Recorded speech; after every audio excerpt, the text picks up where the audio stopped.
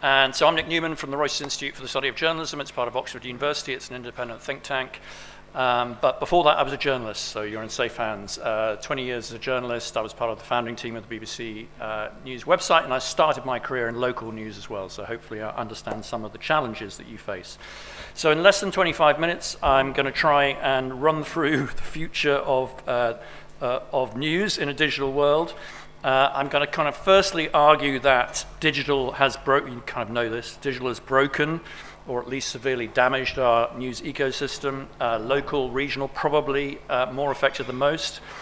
Slightly more optimistically, I'm going to suggest that we're getting to a stage where there's signs of hope, light at the end of the tunnel, and this new drive towards quality and engagement. A lot of people have talked about that already. And then finally, before we get too comfortable, I'll argue that there's a whole new wave of technical disruption coming along, which carries the usual range of threats, but also some, I think, fantastic opportunities. I'm going to draw on, during the presentation, on three pieces of our recent research. So the Digital News Report, which I do every year, we've been doing it since 2012, which tracks changes in digital news consumption. Secondly, a Trends and Predictions Report, which I do at the beginning of every year, which looks at technical change, but also what industry people are thinking and what they're doing across Europe. And then finally, specifically one I didn't write, but written by a colleague of mine, Joy Jenkins, on the future of local news in Europe comparative, which came out a few weeks ago. So I'll sort of talk a little bit about those, and the full reports are on the website if you want to know more. But just sort of starting off really with a quick recap on what digital has done, how it's disrupted the news industry. So really sort of three themes. Firstly, the funding problems that you'll all be very well aware of. So the decline in newspaper sales, newspaper ad revenue, but also increasingly in the last few years, the problems of digital advertising revenue as well. So everything from fraud to ad blocking and sort of low rates of return, and the intermediaries, these giant technical companies who are taking much of the money that previously went to publishers. And then secondly, less talked about is the problem of abundance. So, you know, we used to have this sort of monopoly on news, certainly in local areas. Now it is ubiquitous, it is everywhere. There's an oversupply of general news, and therefore kind of very little incentive for consumers to pay. And so it's really a problem of plenty. And then finally, and again, this is partly linked to the problem of abundance, is people don't trust news in the same way. And this has been a problem on the web, in particular, because it's so hard to differentiate quite often reputable news that's been checked through some processes that you go through from information that is fake or poorly sourced. And then the sort of weakness on the funding side, on the business side, has often led reputable businesses to chase clicks and sensation, which has in further sort of undermined trust and worsened the problem. In effect, at times making the whole news industry subject to allegations of fake news itself. But despite all the sort of talk about Facebook and social media and the problems that have emerged more recently, it's clear that when you talk to ordinary people about the quality of information, they feel that it is journalism itself that has lost its way quite often, that it is no longer representing readers in the way that it did. Here are just a few headings and quotes from some focus groups that we did here in the UK last year. So firstly, the sense that it's increasingly hard to find objective news that isn't coloured in some way by opinion or media agendas. Secondly, the sense that journalism is dumbing down, or that journalism or journalists themselves are placing themselves above the story itself. The chasing ideas, chasing of clicks for traffic. We've talked about clickbait already this morning, whether that's because of the need to be first in digital, the increased competition, or to make money. That's definitely affected people's perception of news as well. And then finally, a sense that newspapers and journalists are unnecessarily negative. They have a negative and sensationalist view of the world. And again, that's something that consumers say that they're fed up with. They want a change. And all of this is kind of contributing to a situation where and you've read it everywhere. You know, trust in the media is at rock bottom. So the UK is by no means the worst. 43% say they trust the news, but that is much lower than it was just 2 years ago. And also where many people are turning away from news altogether. So a quarter in the UK said that they sometimes or often actively avoid the news.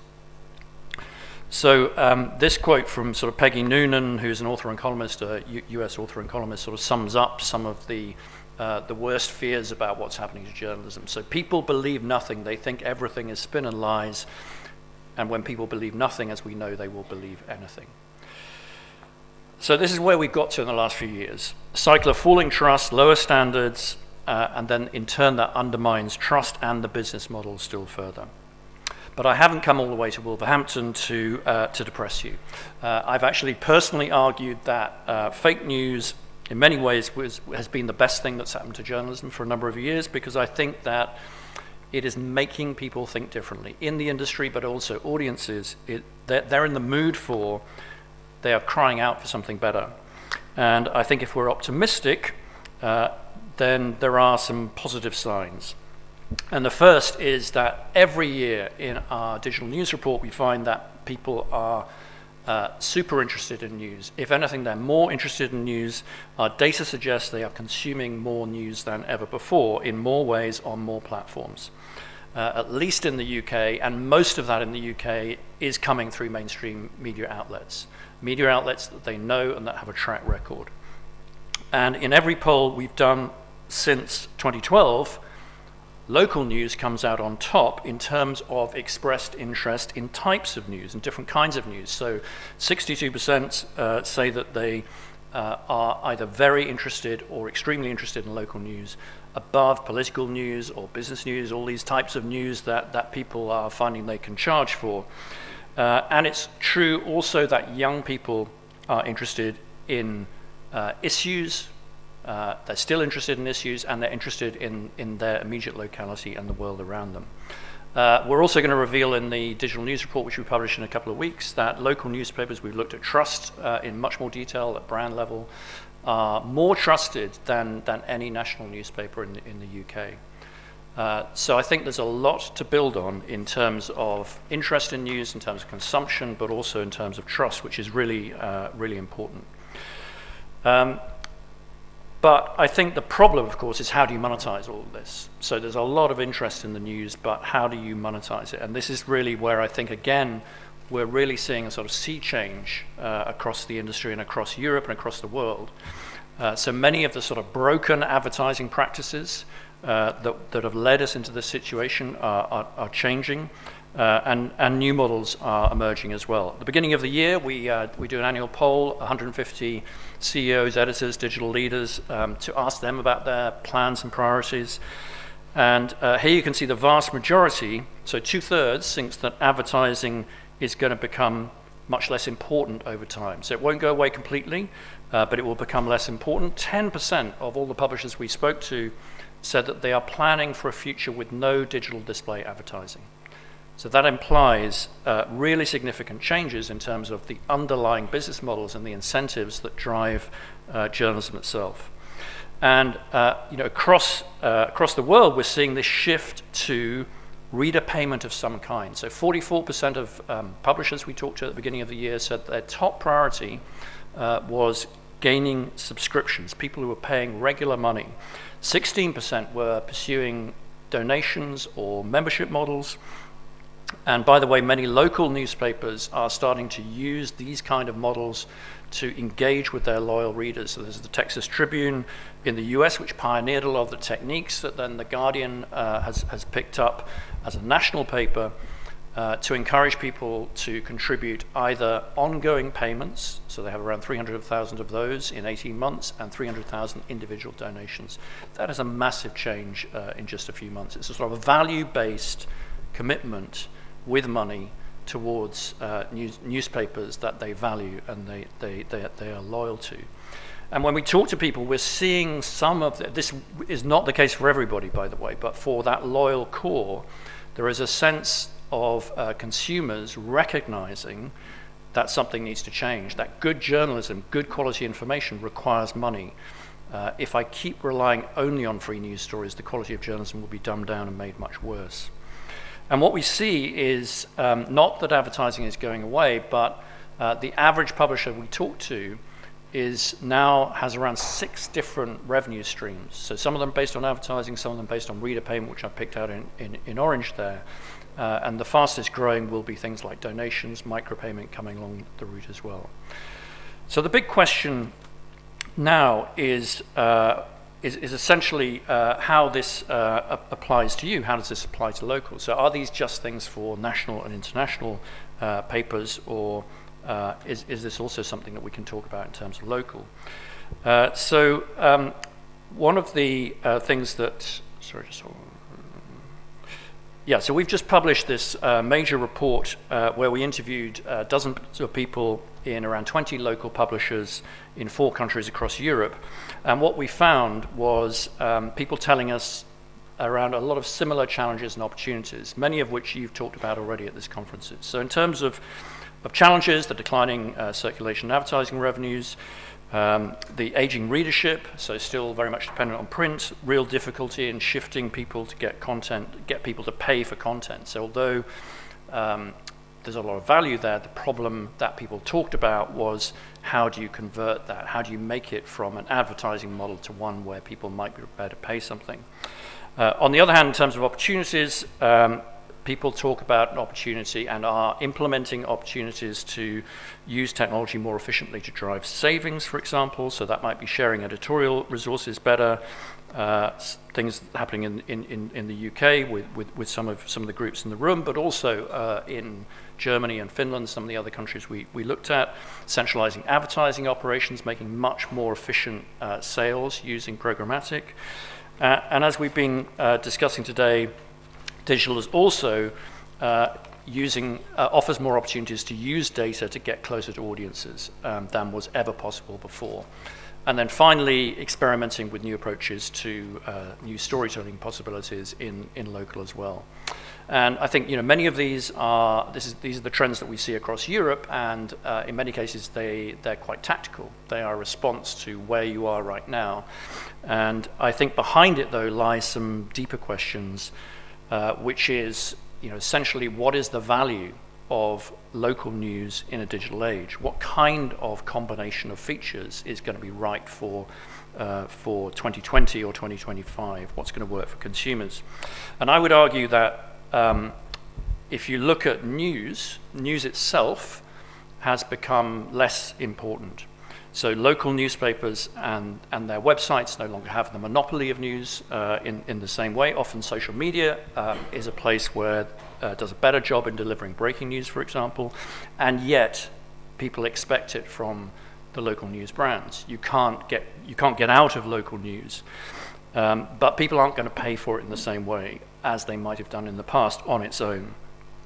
So what we see is local news organizations trying to do something else, something more unique, and that may be investigations and campaigns. It may equally be the growth of sort of service journalism, so how-to guides, maybe using data in a different way to help people make choices as part of their daily lives in ways that are reusable, but also allow people to interact.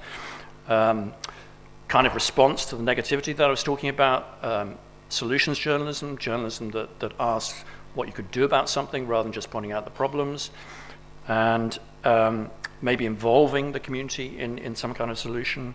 And then a key part of that unique content somehow is to spark conversations with the community as well, which brings me on to that sort of third plank, which is many of the news organizations that we talked to were really focusing on, for the first time really, on making that community building work.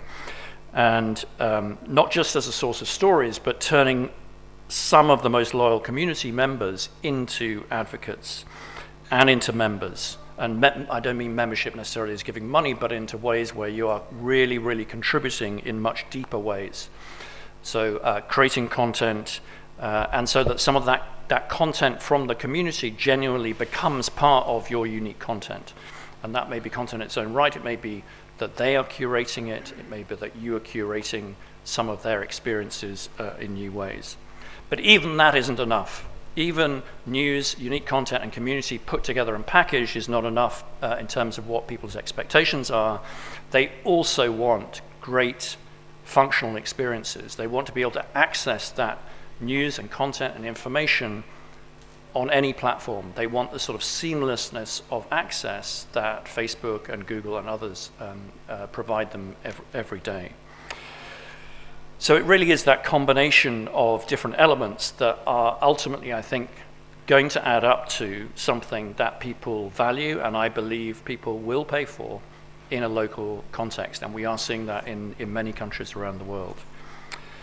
And in terms of that experience, I think, so that sort of bottom strip, if you like, about the functional experience, I think a lot of that is really, really thinking afresh about the formats, about the technology, because the way your content is consumed today is, as you know, radically different from the way it was a few years ago. So this is a chart from our digital news report. It's just really a reminder to show how important mobile has become over the last 5 years. Essentially, it's doubled in terms of importance. So this is a chart which shows the main device that people use for accessing news. So the blue line is the smartphone. You can see it's somewhere just under 50% of people who now say it's their main way of accessing news. It's an average. A lot of people depend on it far more than that. But you can see it overtaking the computer over the last year. 46% of us now access news from smartphones in bed. This is a shocking statistic. Well, actually, even more shocking is the next one. A third of us apparently are accessing news via our smartphones in the bathroom and toilet. I'm sure that doesn't happen here, but I have been known.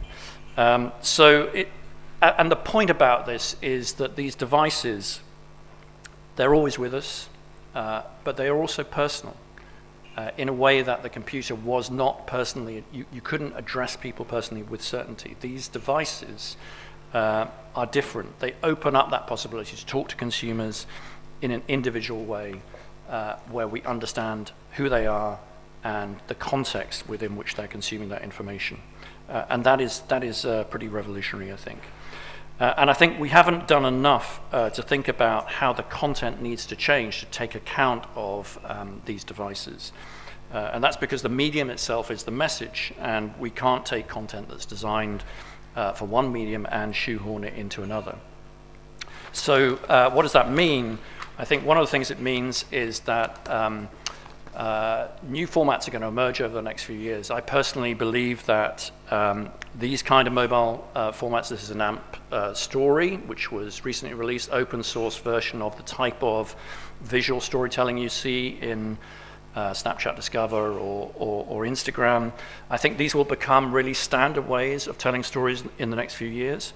It's because in that context, people want to access information in the most compressed way possible. So it's not about dumbing down, it's about how do you tell stories in different ways, and visual is going to be an incredibly important part of that. I think that the other point about the mobile phone, and again, a number of people have talked about it, if you were in Corinne's workshop earlier, she made the point about the mobile phones now not just being tools for journalists, but tools for anybody to tell stories. And on those phones, these very, very powerful ways of annotating, so not just shooting the film, but actually telling stories. And ordinary people, young people are doing that all the time. This is a guy called Yusuf Omar, who's a young mobile journalist. And one of his most recent projects has been working in India with a whole load of people locally to harness their stories and to help them tell their stories. And then he turns this into a half-hour mobile documentary. Everything here was shot on a mobile phone, edited on a mobile phone, and consumed. Across India, adverts during daylight hours of condoms are being banned. So I guess sex sells, but condoms don't?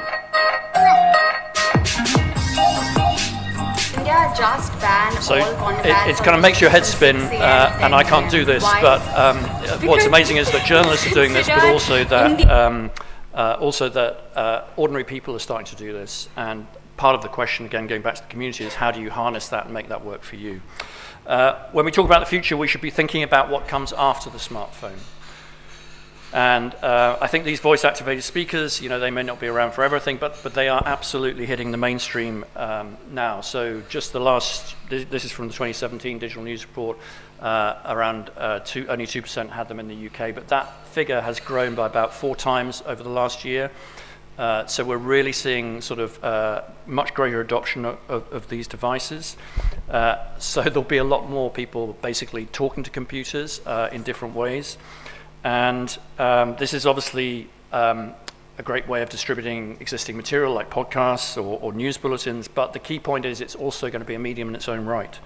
This is about new conversational interfaces that will also happen with your mobile phone and other kinds of devices, where we ask questions and we get information back in this conversational way. So it might be, who's my local councillor? What's the weather like? What will the weather be like at 5 o'clock? And a lot of this information is information that previously local news providers felt they owned. So who is going to own this, and how's that going to work within conversational interfaces? A lot of people think this might be a splash in the pan. I don't think it will, because I think it absolutely solves a real problem. So certainly around audio, which is becoming incredibly popular with young people, it helps with this problem of discoverability on the web. The main problem with audio is you can't find it. It's really hard to navigate, and I think this really helps. But I think it also is going to, again, as the medium as the message, it will change the formats that we need to produce as journalists. And then finally, it's pretty clear that the next wave of technical innovation is going to center around artificial intelligence, by which I mean this set of technologies. It is a range of technologies that allow computers to think for themselves, at least to some extent, to learn, and therefore to deliver improvements in efficiency and relevance, both of which are critical for the future of the local news industry. And in our media survey at the beginning of the year, one of the things that amazed me in talking to publishers was that 70%, or more than 70%, said they were already using some kind of AI. So either in the lab, in experimentation, or actually, in many cases, live.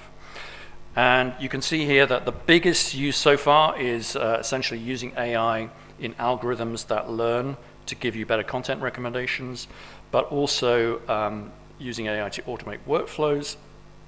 There's also optimizing your commercial journeys and computer-assisted journalism. And again, many of these things are being talked about in sessions later on. I'm just going to run through 3 very quick examples. So I think intelligent recommendations, so the second click, the golden click, which you're using a lot of data and people to currently do, a lot of that is going to be automated over the next few years. Just one example, this is from China. It's their leading news app. It's called Tower. And essentially, it's become the biggest news app, essentially because it is driven by AI. 120 million users, daily active users. The engagement times are crazy, 74 minutes in the app every day. Now, I'm not sure I believe this, because that's about as high as Facebook. But even if it was only about a tenth of that, that is so much more engagement than you are currently getting. So I think the potential to help to use technology to identify the kind of content and the way in which you want to receive that content is huge over the next few years. And a key part of that is moving from where we've been about, essentially broadcasting at people. We don't know who people are. Moving from this world of anonymous distribution of news into one where you know who people are, personally addressable, not just by device, but by person. And that's the start of beginning to really develop communities. And that's the journey we need to go on. Second thing is more about us internally as journalists.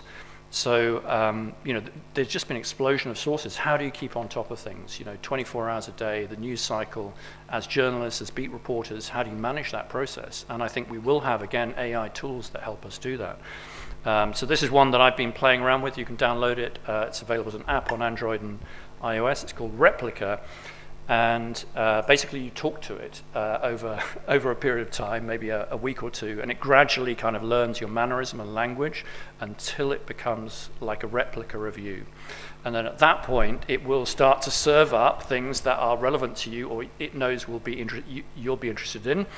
But also potentially, you could see it starting to populate your Twitter account when you're asleep, for example, because it is you, essentially.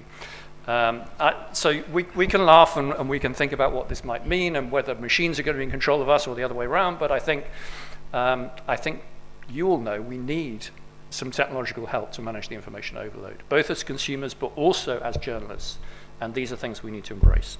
Finally, I think in what I call intelligent automation. So this is sort of back-end workflow stuff that helps us effectively eliminate repetitive tasks and liberate us to do more intelligent things, to do more journalism, essentially. At this point, I would normally cue a slide showing Urbs Media and Radar. Gary Rogers is sitting in the room, so I won't do that because I think he's going to talk about some of this stuff later. Instead, I'm going to just give an example of some of the possibilities of this. This is another Chinese example, but it's an American guy called Zach Seward who was just giving a speech in Shanghai at a conference with Tencent, which is one of their biggest technology companies.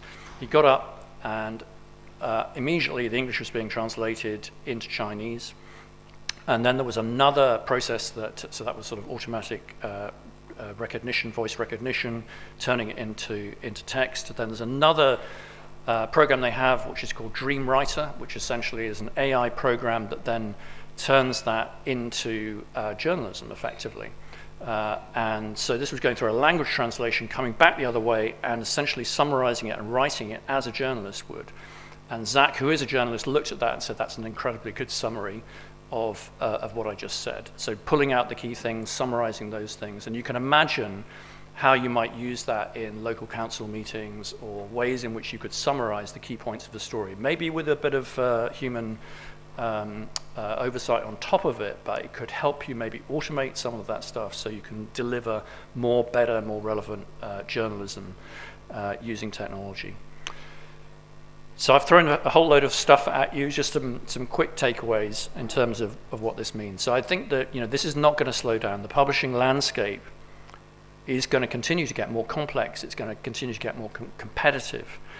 And audiences expect increased speed, increased simplicity, increased relevance. And that's a massive challenge. How do you square that circle? The business model will shift. It is shifting from an ad-driven one to one that is more based on relationships and on trust. And I think that has an enormous implications for what we do, what metrics we use, how we think about content. Third thing, content itself. So the formats are going to need to change. They will become more visual. They will become more oral. So there are a couple of different technologies which are pushing in the visual direction, some other ones that are pushing in the oral.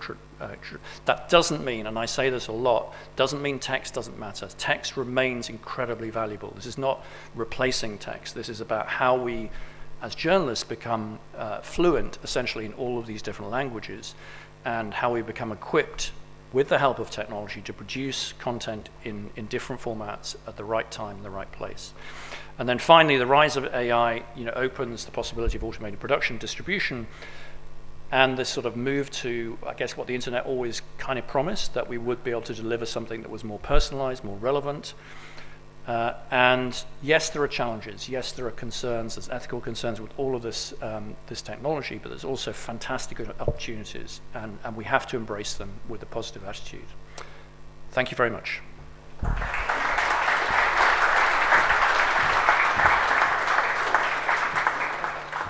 Thank you, Nick. That was absolutely fascinating. Lots of food for thought for us all there.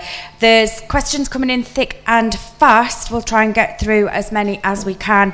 One I'm particularly interested in from Mr. Anonymous or Miss Anonymous. Will we have to completely reconfigure our newsrooms to meet the new audience demands you have outlined? Will the role of editor soon be dead? Kind of, yeah. I think, as you know, newsrooms are constantly being reconfigured. New kit comes in, new attitudes. I think a lot of it's just about sort of flexibility and training and understanding how fast you need to move. A lot of this is about timing. So you don't want to go too early or too late, but but it also to an extent leading. And no, I don't think the editor is dead. I think that point about intelligent automation. Well, if you look at what's happened with Facebook and the problems that a lot of tech companies are going in with pure algorithms, it's really it's not one or the other. It's about how you combine them. How do you combine your editorial knowledge with great technology? It's not an either-or. Right answer. Am I getting marked for either on the quality? What about the role of comment and opinion as an important part of the mix for consumers? Can't we own that as journalists? Comment and opinion. You mean as journalists to comment and have opinion, as opposed to purely present the facts? Yes, people want both. Absolutely, they want both. But it's a question of labelling. It's a question of transparency, and I think that has really been part of the problem, particularly with a lot of the national papers. One of the reasons you see the national papers having such low trust is because the news coverage is essentially agenda-driven and slanted, and people really hate that. So, report the news fairly when it's the news, but absolutely have a range of views, both within the news and separately, clearly marked and labelled. And one final one, apologies for the ones we haven't been able to get to Nick. If you had to prioritise one thing to future-proof your local newsroom now, what would it be?